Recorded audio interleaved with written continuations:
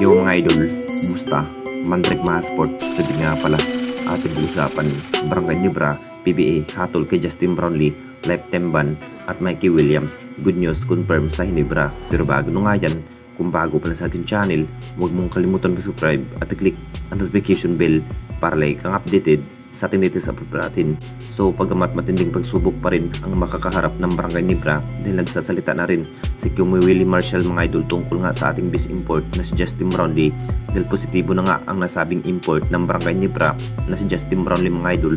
Matapos na positibo sa drug test result ang nasabing import, naging impact na nga rin sa matinding sinabi ni Kumi Willie Marshall mga idol na posibleng hahatulan na nga ba ang nasabing import ay walang iba kundi si Justin Brownlee dahil positibo nga sa doping test. Bad news pa rin para sa ating bis import na si Justin Brownlee na hindi man lang nakuha ang kampyonato sa ating liga matapos nakakaharap ang TNT Tropang Giga sa Commissioner Cup mga idol.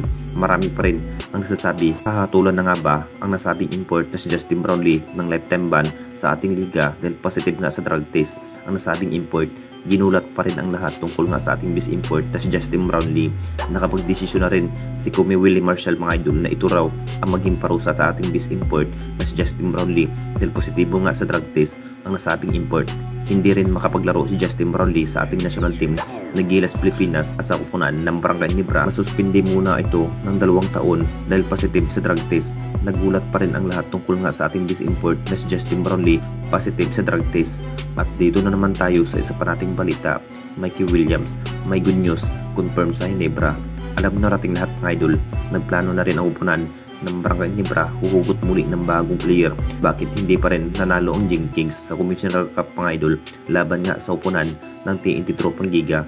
Ganda sana ang nasa isip at plano. Kunin na nga ba ito ang nasabing magagaling sa outset shooting ng TNT Tropang Giga at former TNT Tropang Giga ay walang iba kundi si Mikey Williams. Ito rin ang binalak ng Barangay Nibra para sa nasabing player na si Mikey Williams. Naging factor nga ito si Mikey Williams sa pagkikipaglaban mga idol kung saan kumamada nga ng maraming maitala. Noong nasa poder ng TNT pa nga ito, nakapagdesisyon na rin ang kupunan ng Barangay Nibra Management next season. Baka mapupunta na nga ito sa poder ng Barangay Nibra. Nakapagdesisyon na rin ang Barangay Nibra Management next season mga idol. Baka mapupunta na nga ba ito sa poder ng Barangay Nibra sa TNT Tropang Giga. Hindi na rin hawak ng TNT Tropang Giga itong si Mikey Williams. Kung anytime na mapupunta na nga ito ng Barangay Nibra sa naging bawat laro itong si Mikey Williams mga idol, talagang tiwalang-tiwala nga itong si Coach Tim na mapapaganda ang takbo ng line-up ng Barangay Nibra this upcoming new season ng ating liga. Kung titignan natin lahat mga idol, kung makapaglaro na si Mikey Williams sa kamay ng Barangay Nibra, talagang malalakas nga ang magiging chemistry next season mga idol na may Troy Rosario, Mikey Williams at RJ Aparientos at Scotty at Japet Aguilar at Stephen Holt mga idol.